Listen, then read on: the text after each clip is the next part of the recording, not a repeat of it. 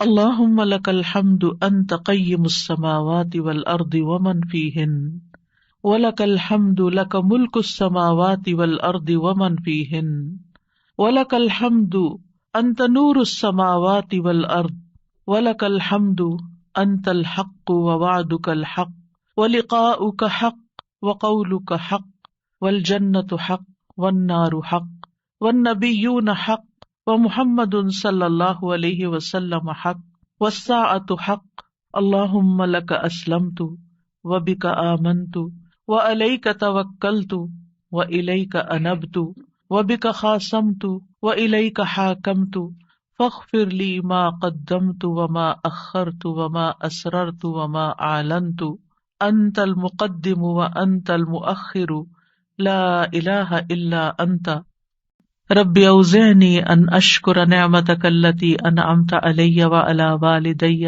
وان اعمل صالحا ترضاہ واصلح لی فی ذریتی. یہ بھی اولاد کے لیے دعا ہے کہ اللہ میری ذریت کی اصلاح کر دے، میری ذریت کو نیک بنا دے. انی تبت الیک، میں تیری طرف واپس پلٹتا ہوں، توبہ کرتا ہوں. وانی من المسلمین، اور بلا شبہ میں فرما بردار ہوں. اور ربنا وجعلنا مسلمین لک ومن ذریتنا امۃ مسلمۃ لک وارنا مناسکنا وتب علینا انک انت التواب الرحیم. اے ہمارے رب، ہم دونوں کو یعنی ابراہیم اور اسماعیل علیہ السلام نے یہ مانگی تھی دعا، اپنا فرما بردار بنا لے اور ہماری اولاد میں سے ایک جماعت پیدا کر جو تیری فرما بردار ہو، اور ہمیں اپنی عبادت کے طریقے بتلا اور ہماری توبہ قبول فرما. بے شک تو بڑا توبہ قبول کرنے والا، نہایت رحم کرنے والا ہے. اور پھر آپ دیکھیے کہ کس طرح اللہ سبحانہ وتعالیٰ نے وہ دعا قبول کی اور محمد صلی اللہ علیہ وسلم ان کی اولاد میں پیدا ہوئے اور پھر ان سے امت مسلمہ پیدا ہوئی. تو یہ دعا جو ہے اس کی قبولیت میں بہت عرصہ لگا تھا لیکن قبول ہوئی، تو اس لیے انسان کو مایوس نہیں ہونا چاہیے. اور اسی طرح یہ دعا جو مسنون دعا ہے، اللہم انی اعوذ بک من جار السوء ومن زوج تشیبنی قبل المشیب ومن ولد یکون علی ربا یا ربا ومن مال یکون علی عذابا ومن خلیل ماکر عینہ ترانی وقلبہ یرعانی ان رأى حسنۃ دفنها واذا رأى سیئۃ اذاعها. اے اللہ میں تیری پناہ طلب کرتا ہوں برے پڑوسی سے، برا نیبر نہیں ہو، اور ایسے ساتھی سے، زوج سے، شوہر یا بیوی ایک دوسرے کے لیے، جو مجھے بڑھاپے سے پہلے بوڑھا کر دے یعنی پریشان کر کر کے، اور ایسی اولاد سے جو مجھ پہ آقا بن بیٹھے یعنی مجھ پہ اپنا حکم چلائے، ایسے مال سے جو میرے لیے عذاب کا باعث بن جائے، یعنی کئی دفعہ مال انسان کے لیے مصیبت بن جاتا ہے، ایسے چال باز دوست سے جس کی آنکھیں مجھے دیکھ رہی ہوں اور جس کا دل میری نگرانی کرتا ہے، یعنی وہ میرے عیبوں کو ہی دیکھتا رہے اور میرے حالات کا جائزہ لیتا رہے، اور وہ میری ہر نیکی کو دباتا جائے اور برائی کو نشر کرے. کچھ ایسے بھی لوگ ہوتے ہیں نا آپ کے آس پاس کہ جو آپ کو اپنا دوست بتاتے ہیں، یعنی آپ کے لیے اپنی دوستی ظاہر کرتے ہیں، لیکن وہ آپ کی ہر نعمت سے جلتے ہیں اور آپ کی ہر خرابی سے خوش ہوتے ہیں، اور آپ کے اندر کوئی کمی بیشی ہو تو جا کے دوسروں میں نشر کر دیتے ہیں. تو یہاں 5 چیزوں کی برائی سے بچنے کی دعا کی گئی ہے: برا پڑوسی، بد اخلاق مرد یا عورت، نافرمان اولاد، عذاب بننے والا مال، اور چال باز دوست. تو بہرحال یہ تھا آج کا ہمارا پروگرام، اور آج اتنے اتفاق کی بات ہے، یہ ہمارا 7واں پروگرام تھا اور آج 7 اپریل ہے اور آج ہی میری شادی ہوئی تھی. تو بغیر کسی پلاننگ کے یہ ساری چیزیں اتفاق سے جمع ہو گئی. بلکہ اس کے برعکس نبی صلی اللہ علیہ وسلم نے یہ فرمایا، کوئی مومن شخص کسی مومن عورت سے بغض نہ رکھے، یعنی بیوی سے نفرت نہیں کرنی چاہیے. اگر عورت کی ایک عادت ناپسند ہوگی تو کوئی دوسری عادت پسند ہوگی. تو کیا مطلب ہے کہ ناپسند بات کو چھوڑو، جو پسندیدہ ہے اس پر نظر رکھو. پھر اسی طرح یہ ہے کہ نیک اولاد کے لیے بھی کوشش کے علاوہ اور دعائیں بھی ہمیں سکھائی گئی ہیں، جیسے ان کی پیدائش سے پہلے ہی دعا کرنا، ربی ہب لی من الصالحین، اے میرے رب مجھے نیک اولاد عطا کر. یعنی ابھی اولاد ہوئی نہیں لیکن پہلے سے ہی دعا مانگنا شروع ہو جائے انسان کہ اللہ مجھے نیک اولاد دینا. اور پھر یہ کہ شادی کے وقت ایسی عورت کا انتخاب کرنا جس کے اندر بچے پیدا کرنے کی صلاحیت ہو، کیونکہ نبی صلی اللہ علیہ وسلم نے اس بات کا حکم دیا کہ محبت کرنے والی اور زیادہ بچے پیدا کرنے والی عورت سے شادی کرو، یعنی یہ ہمارے دین میں پسندیدہ چیز ہے. پھر اسی طرح شادی سے ملنے والی جو نیک اولاد ہے اس کا فائدہ کیا ہے؟ کہ وہ مرنے کے بعد والدین کے لیے دعائیں کرتی ہے اور ماں باپ کے لیے صدقہ جاریہ بن جاتی ہے، اور یہ والدین کی درجات کی بلندی کا ذریعہ بنتا ہے۔ جہاں تک اولاد کی تربیت کا تعلق ہے تو اولاد کے بارے میں سوال ہوگا، یعنی ماں باپ دونوں سے پوچھا جائے گا کہ انہوں نے ان کی تربیت میں کیا کوشش کی۔ پھر اسی طرح اولاد کا پہلا حق کیا ہے؟ حدیث میں آتا ہے، نبی صلی اللہ علیہ وسلم نے فرمایا، اپنے نطفوں کے لیے اچھی عورت کا انتخاب کرو، یعنی نیک عورت کا انتخاب کرو، اور دین میں ہم پلہ عورتوں سے نکاح کرو، اور ہم پلہ مردوں کو اپنی بیٹیوں کا نکاح کر کے دو۔ پھر اسی طرح اچھے باپ کا انتخاب، رسول اللہ صلی اللہ علیہ وسلم نے فرمایا، جب ایسا شخص تمہارے پاس نکاح کا پیغام بھیجے جس کے دین اور اخلاق سے تم مطمئن ہو تو اس سے اپنی بیٹی کا نکاح کرو، یعنی اوباش آوارہ لڑکے ہوں تو پھر ان کے ساتھ شادی نہیں کرو، کیونکہ شادی کے بعد کیا ہوگا، آپ کی بیٹی کو مصیبت میں ڈال دے گا۔ فرمایا اگر ایسا نہیں کرو گے تو زمین میں فتنہ اور زبردست فساد برپا ہوگا، یعنی پھر فساد ہی فساد، بگاڑ ہی بگاڑ۔ پھر اسی طرح ولادت سے پہلے شیطان سے حفاظت کی دعا سکھائی گئی کہ جب شوہر بیوی ایک دوسرے سے ملیں تو دعا پڑھیں، جیسے حضرت مریم کی والدہ نے دعا پڑھی تھی، وَإِنِّي أُعِيذُهَا بِكَ وَذُرِّيَّتَهَا مِنَ الشَّيْطَانِ الرَّجِيمِ۔ کتنی خوبصورت دعا ہے کہ اللہ میں اس بچی کو بھی اور اس کی آئندہ آنے والی ذریت کو بھی تیری پناہ میں دیتی ہوں شیطان سے بچا کر۔ پھر یہ کہ بچوں کو سب سے پہلے توحید سکھانی چاہیے، بچپن سے ہی بچوں کے اندر اللہ کا ڈر پیدا کرنا چاہیے، دین کی تعلیم سیکھنے میں رغبت دلانی چاہیے، اچھے اخلاق کی تعلیم دینی چاہیے، ہر چیز کے مینر سکھانے چاہیے، اور پھر اس کے لیے اگر سرزنش بھی کرنی پڑے، ڈانٹنا بھی پڑے تو اس میں بھی کوئی حرج نہیں ہے۔ اپنے ساتھ نیک کاموں میں شامل کرنا چاہیے، جیسے ابراہیم علیہ السلام نے کیا کیا تھا، کعبہ کی تعمیر میں کس کو ساتھ شامل کیا تھا، اسماعیل علیہ السلام کو۔ پھر اولاد کے درمیان عدل کرنا چاہیے، بچوں سے پیار کرنا چاہیے، کچھ ماں باپ بچوں سے پیار نہیں کرتے، ایسے والدین کی مذمت کی گئی ہے۔ پھر اولاد کے بالغ ہو جانے کے بعد ان کی شادی بھی کرنی چاہیے، یعنی اس بات کی بھی فکر ہونی چاہیے۔ ابن عباس کہا کرتے تھے، جس کو اللہ بیٹا عطا کرے اس کو چاہیے کہ اس کا اچھا نام رکھے، اس کی اچھی تربیت کرے، جب وہ بالغ ہو تو اس کی شادی کر دے۔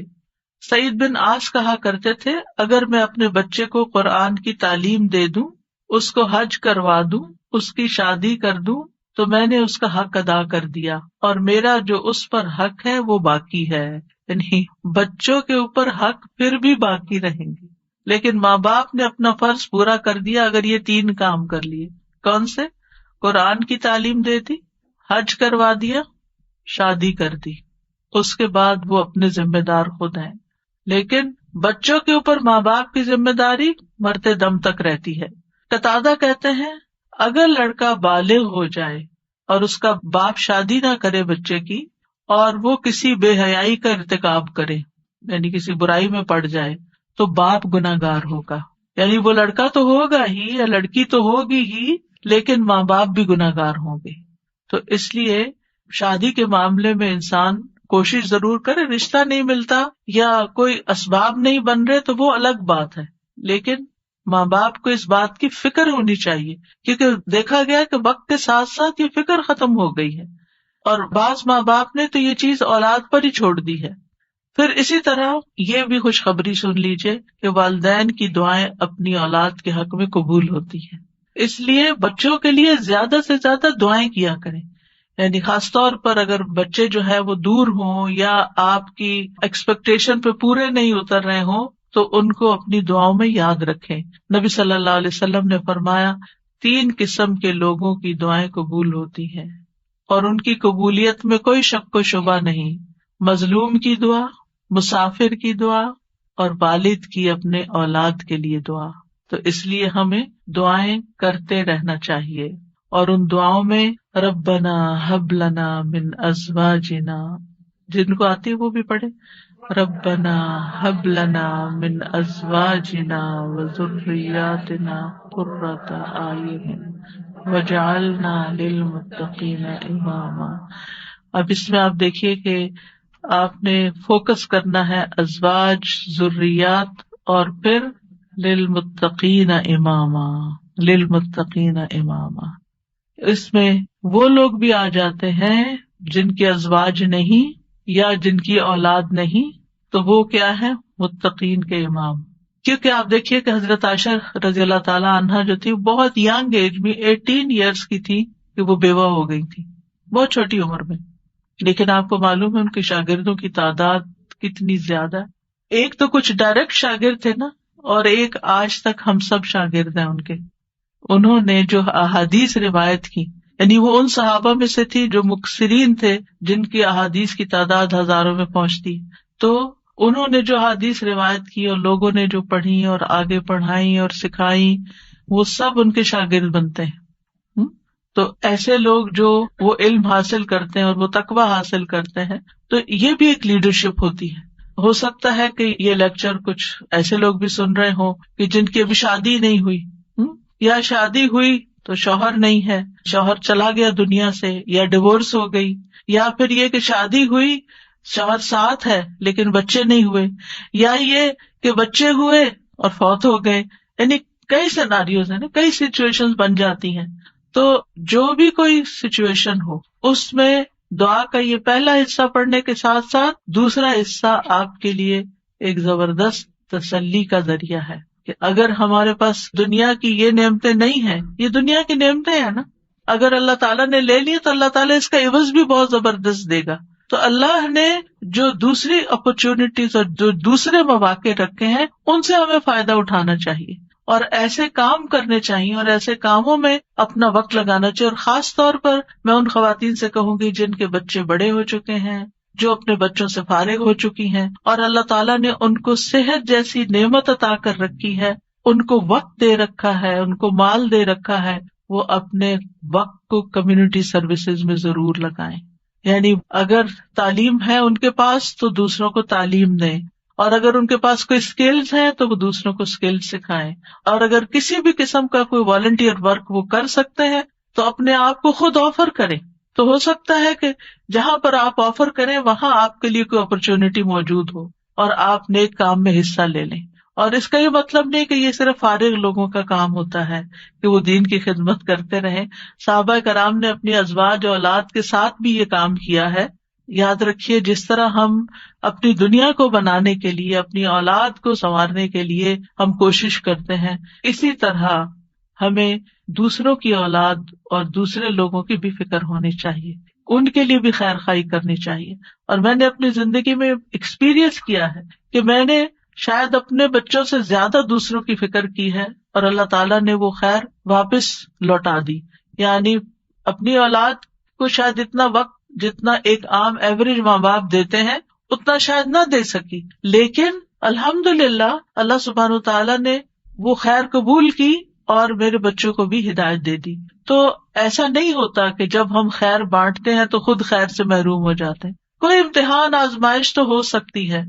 ہمیشہ نوح علیہ السلام کی مثال یاد رکھیے کہ وہ ایک باپ تھے جنہوں نے سارے بچوں کی ایکولی تربیت کی، لیکن ایک بچہ نہیں مانا. بعض اوقات ایسا ہوتا ہے کہ آپ اپنا تن من دھن لگا دیتے ہیں لیکن کوئی ایک بچہ نہیں مانتا، تو پھر اپنے آپ کو گلٹ میں نہ رکھیں، اپنے آپ کو ہر وقت پریشانی میں نہ رکھیں کہ میں نے کمی کی ہے، میری طرف سے کوئی کوتاہی ہے. کیونکہ آہستہ آہستہ شیطان اس کو وسوسے ڈالتا ہے کہ دیکھا نا تم دوسروں کی فکر کرتی رہی اور تمہاری اولاد بگڑ گئی. نہیں، اب ہم کیا نوح علیہ السلام کو یہ کہیں گے کہ وہ دن اور رات، آپ سورۃ نوح پڑھیں، دن میں بھی تبلیغ کی، رات میں بھی کی، چپکے سے بھی کی، اوپنلی بھی کی، دن اور رات یہ سارے کام کیے. تو کوئی ان کو کہے آپ لگے رہے نا لوگوں میں اس لیے آپ کا یہ بچہ بگڑ گیا، کیا ہم یہ کہہ سکتے ہیں؟ نعوذ باللہ، ہرگز نہیں کہہ سکتے، استغفر اللہ، کبھی بھی نہیں کہہ سکتے، معاذ اللہ. کیونکہ ہم کسی پیغمبر کے بارے میں یہ سوچ بھی نہیں سکتے کہ انہوں نے اپنی اولاد کے لیے کوئی کوتاہی کی. لیکن یہ اللہ کی حکمت ہے نا، اور تقدیر کا ہم پڑھ چکے ہیں،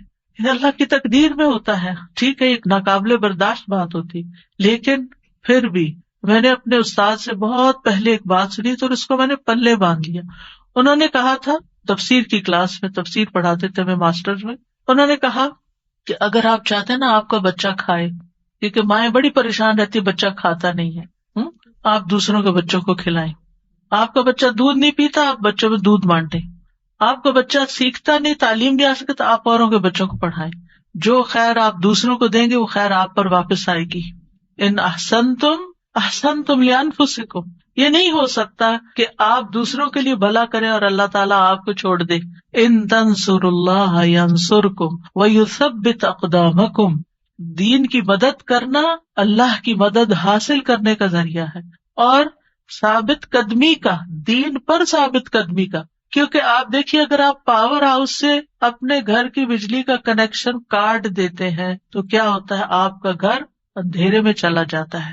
قرآن سے، قرآن والوں سے، قرآن کی مجالس سے اگر آپ اپنے آپ کو یہ کہہ کے پیچھے کر لیتے ہیں کہ میں اپنے بچوں کی تربیت کر رہی ہوں، تو یہ ایک دھوکا ہوگا، کیونکہ ایسے بچوں کی تربیت نہیں ہوتی. اگر آپ کا دل خالی ہے اور آپ کے اندر ایمان بھرا ہوا نہیں ہے، اگر آپ کے اندر یقین نہیں ہے، اگر آپ ایک اچھے رول ماڈل نہیں ہیں، اور یہ ساری چیزیں آپ کو قرآن سے جڑے رہنے سے ملتی ہیں، قرآن والوں سے جڑے رہنے سے ملتی ہیں، تو پھر آپ اپنے بچے کی تربیت خالی خولی کہاں سے کریں گے؟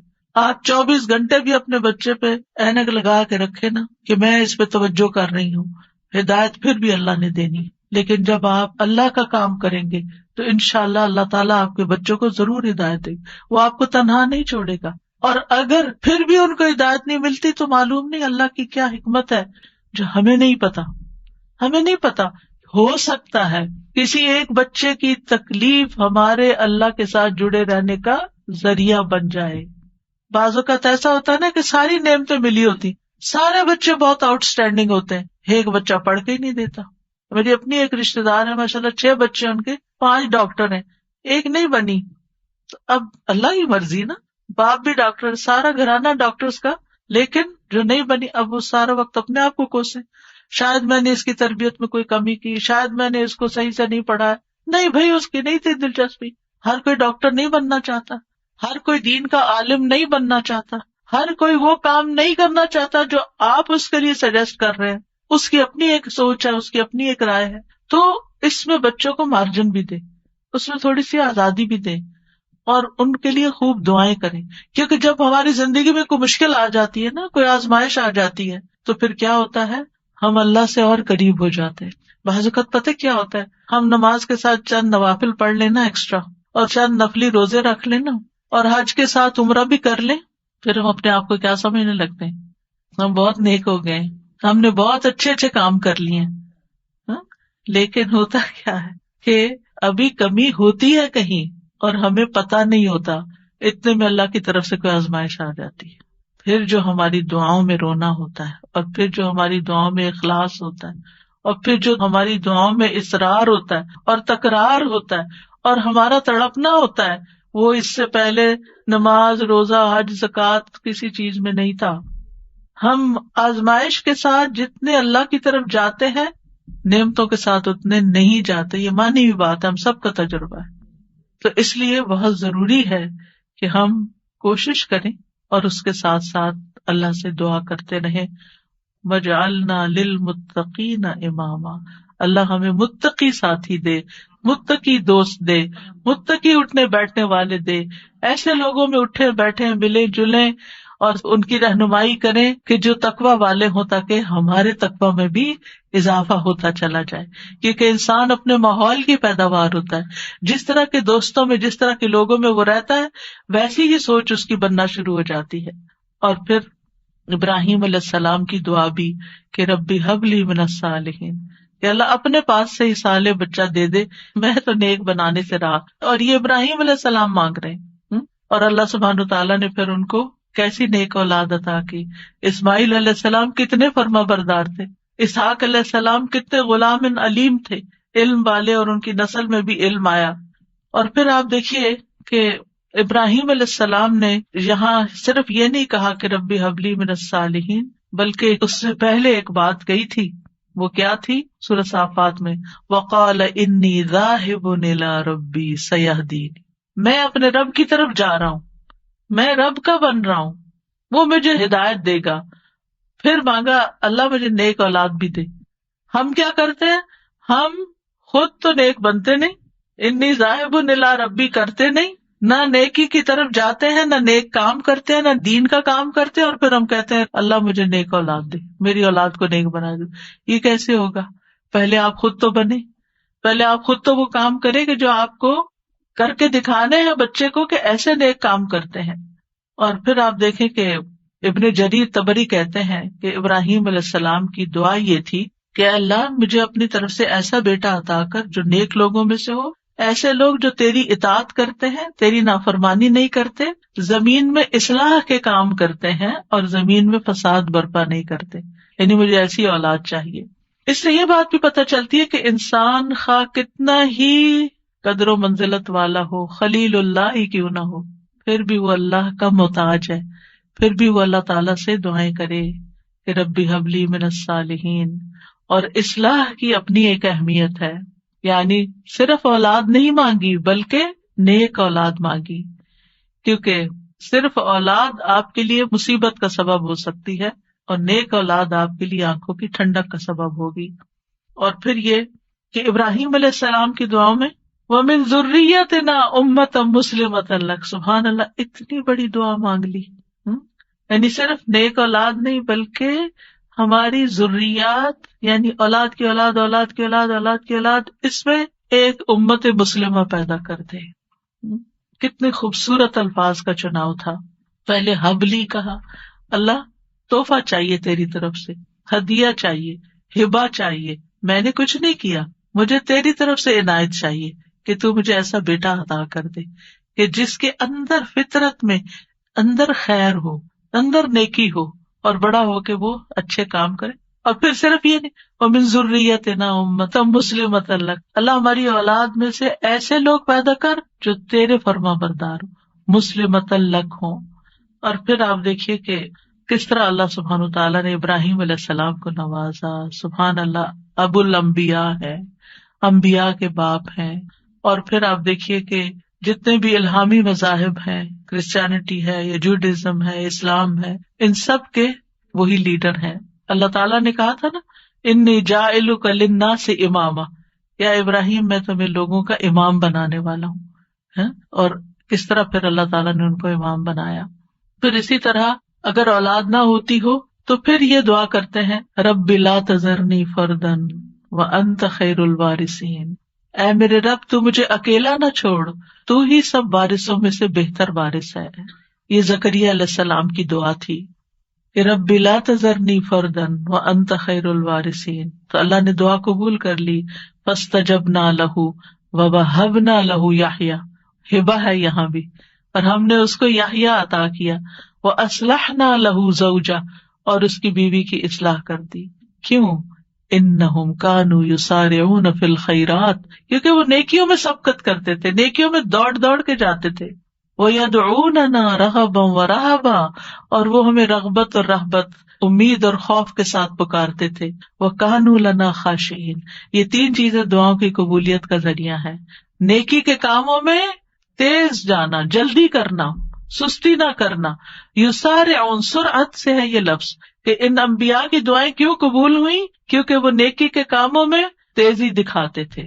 دوسرے دعائیں کرتے تھے، وَيَدْعُونَنَا رَغَبًا وَرَهَبًا، یعنی کوشش بھی کرنی ہے، بھاگنا بھی ہے اللہ کی طرف، اور دوسرے دعائیں کرنی ہے، اور تیسرے تکبر میں نہیں آنا.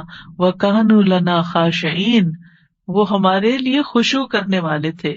ابن قیم کہتے ہیں نیک اعمال کرنا اور اس کی طرف سبقت لے جانا دعا کی قبولیت کے بڑے اسباب میں سے ہے. اسی لیے اللہ تعالیٰ نے ان کی دعائیں قبول کر لی. پھر ایک اور دعا ہے جو حضرت زکریا علیہ السلام نے ہی مانگی، رب ہب لی من لدنک ذریۃ طیبہ انک سمیع الدعاء، اے میرے رب مجھے اپنی طرف سے نیک اور پاکیزہ اولاد عطا فرما، بے شک تو ہی دعائیں سننے والا ہے. یعنی ہبہ وہ ہوتا ہے نا جو بغیر معاوضے کے خوش دلی اور احسان کے طور پر کسی کو کوئی چیز دے دی جائے. یعنی ایک ہبہ ہوتا ہے، ایک ہدیہ ہوتا ہے، ایک صدقہ ہوتا ہے. تو صدقہ وہ ہوتا ہے جس سے آخرت کا اجر و ثواب چاہیے، اور ہدیہ وہ ہوتا ہے جس سے تحفہ دینے والے اور جس کو تحفہ دیا گیا اس کے درمیان محبت پیدا کرنا مقصود ہوتا ہے. یعنی ہدیہ محبت کے لیے ہوتا ہے، اور ہبہ جو ہے وہ کسی مقصد کے لیے ہوتا ہے. ہبہ وہ چیز ہوتی ہے کہ جس کو ہبہ کی جاتی ہے صرف اس کا فائدہ مطلوب ہوتا ہے. ٹھیک ہے، مطلب یہ تھا کہ اللہ مجھے اپنے پاس سے ایسا ہدیہ دے جو بغیر کسی عوض کے، میری بغیر کسی کوشش اور محنت کے ہو، تو بس تو آپ عطا کر دے. من لدن کا، اپنے پاس سے دے دے، کیونکہ تیرے پاس تو سب کچھ ہے. اور پھر ذریۃ طیبہ دے، جو اپنے اقوال و افعال میں پاک ہو، جسموں میں پاک ہو. انک سمیع الدعاء، آپ تو دعائیں سننے والے. یہ محبت اور رحمت کو کھینچ لانے والی بات ہے. تو دعا کرنا جو ہے انبیاء کی سنت ہے. اور پھر اللہ کی جگہ یا اللہ کہنے کی بجائے رب بھی کہا گیا ہے. رب کو وسیلہ بنا کر دعا کی گئی ہے. اسی لیے آپ دیکھیں انبیاء کی ساری دعائیں ربنا سے شروع ہوتی ہیں یا ربی سے شروع ہوتی ہیں. اور پھر صرف اولاد نہیں، نیک اولاد، اور پھر اولاد کو نیک بنانے کے اسباب بھی. اور پھر یہ یقین کہ دعا تقدیر کو بدل دیتی ہے. حضرت زکریا انتہائی بوڑھے تھے لیکن انہوں نے یقین سے دعا کی. اور پھر ابراہیم علیہ السلام کی دعا، رب اجعلنی مقیم الصلاۃ ومن ذریتی ربنا وتقبل دعا. اے میرے رب مجھے بھی اور میری اولاد کو بھی نماز قائم رکھنے والا بنا. اے میرے رب میری یہ دعا قبول فرما. ربنا اغفر لی ولوالدی وللمؤمنین یوم یقوم الحساب. اے ہمارے رب مجھے اور میرے والدین اور تمام مومنوں کو اس دن معاف فرما دے جب حساب لیا جائے گا.